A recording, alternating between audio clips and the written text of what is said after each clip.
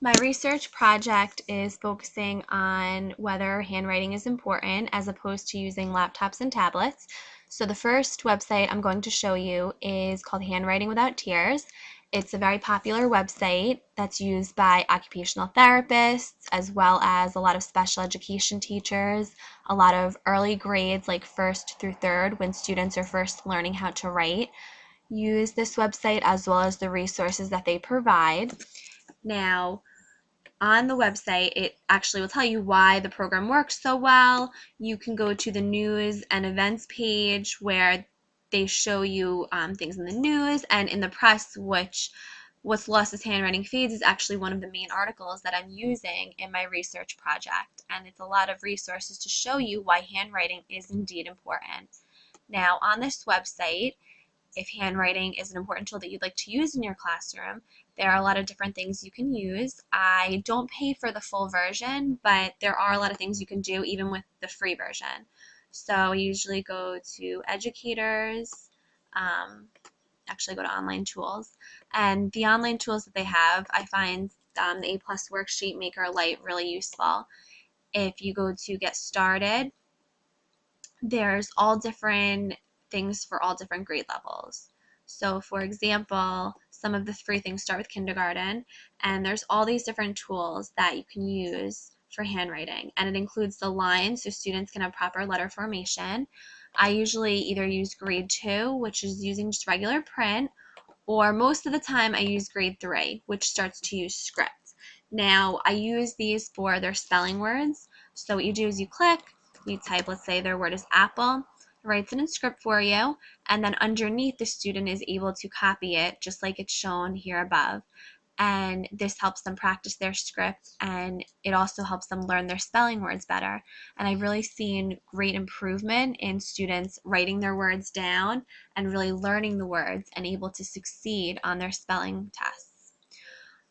Also, one of the other things that I found very important was an article that I actually found from Handwriting Without Tears. And that article is called What's Lost as Handwriting Fades from the New York Times.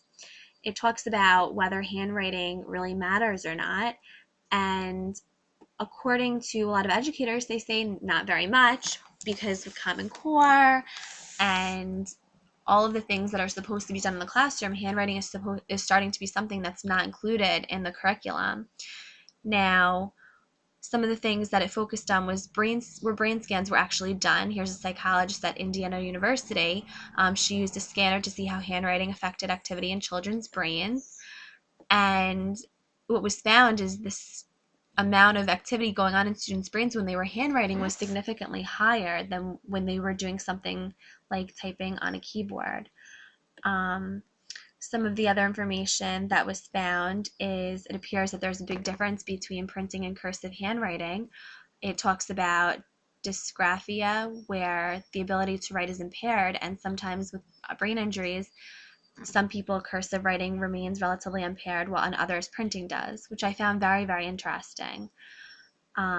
There's just a lot of information included in this article about muscle memory and how handwriting is so important. I would definitely recommend going to this article and reading the whole thing because it includes a lot of helpful information.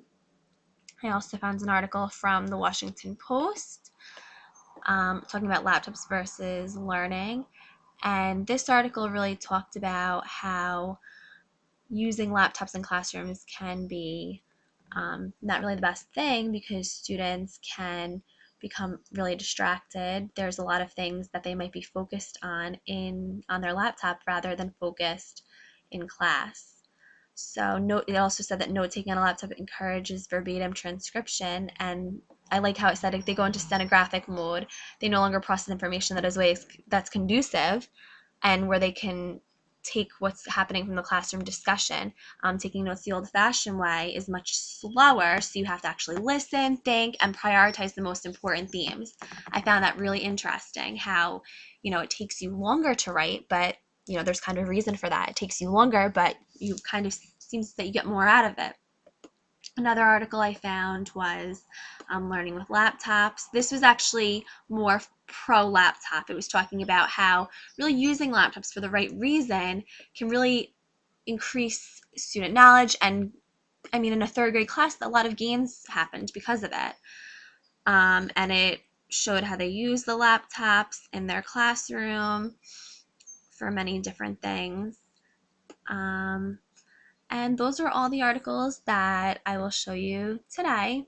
But I hope that you found them interesting, and that, if you're a teacher, you can use maybe some of the tools from Handwriting Without Tears in your classroom, or, in your leisure time, you can go and look at in depth in more of these articles and see if they interest you.